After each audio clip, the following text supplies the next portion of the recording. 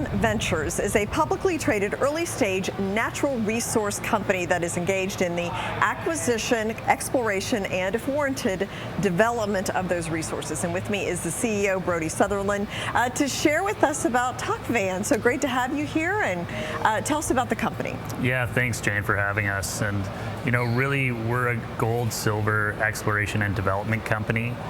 What we look to do is acquire assets that have a history behind them in terms of finding significant mineralization of this regard, gold and silver, taking that asset and going back and proving it up and turning it into a mineable resource. And that's our focus. We've started with one project in Sonora, Mexico, which has been very successful over the last couple of years. And we've now acquired another asset in Sonora. And our model is to take these projects that have had that past history but just didn't have the right team or not the right timing to go all the way, and take those and start to advance them towards production. And we think we've got a quality team that can get this done and create more value for our shareholders. Now, you're headquartered in Canada, right? That's right. But you just mentioned you're doing business in Mexico. Where all do you operate? Right now we're focused 100% on Sonora, Mexico. So this is a state that's just south of Arizona. It has excellent infrastructure. It's really built around mining. It's very established. You've got companies like Fresnillo, Agnico Eagle, Cisco that have all set roots in that state. And because of that long history of mining, it means that there's excellent people that understand how to advance these projects.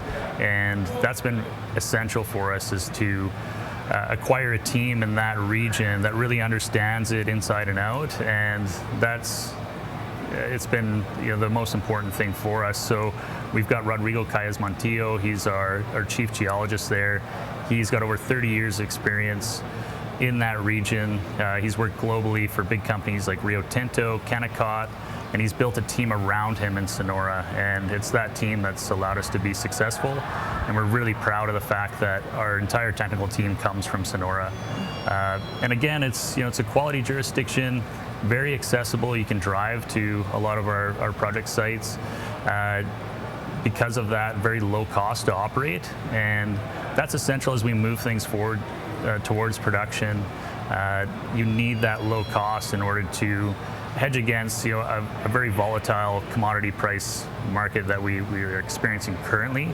But we think this is definitely the place to be to become a near-term producer. Yeah. And talk to me about the management then in Canada. So we know a little bit about what's going on in Mexico, but yeah, absolutely. So, my background, I'm a geologist, so I know the technical side. I've worked in the industry for over 15 years, exploring for different types of deposits all over the world. I've spent a few years in the Amazon, been up in Alaska, and really, now that we've focused on Sonora, I couldn't really be any happier with that jurisdiction. There are a lot of challenges when you're in a remote location. Obviously, a lot of added costs associated with that. And the fact that in Sonora, you can drive up to our project sites in an afternoon. We have all the contractors, consultants that we need right there, fully accessible to us. It just means you can put more of your exploration dollars into the ground and move that quicker towards development. So let's talk about business a little bit. You've got some financing. Yeah. Explain the business part of it. How does the financing work? What are you looking to do with that money? Yeah, so we're very fortunate in that we've secured a financing that will help us advance both these projects for the next 2 years. And we think that with that, we'll be able to show that Pilar can be a near-term producer. We'll also be exploring at P.Geo for the first time, drilling in the upcoming month.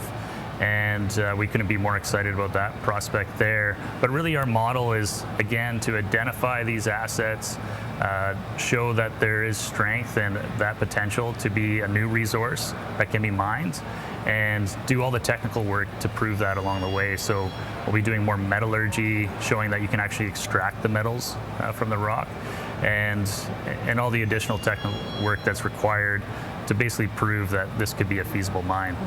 And just real quickly, I'm just curious your thought, the macro thoughts about gold. and silver. Yeah. I mean, how do you see that market right now? Yeah, you know what? I think obviously, like a lot of things, it's a bit turbulent right now, but long term, we're very bullish on both gold and silver.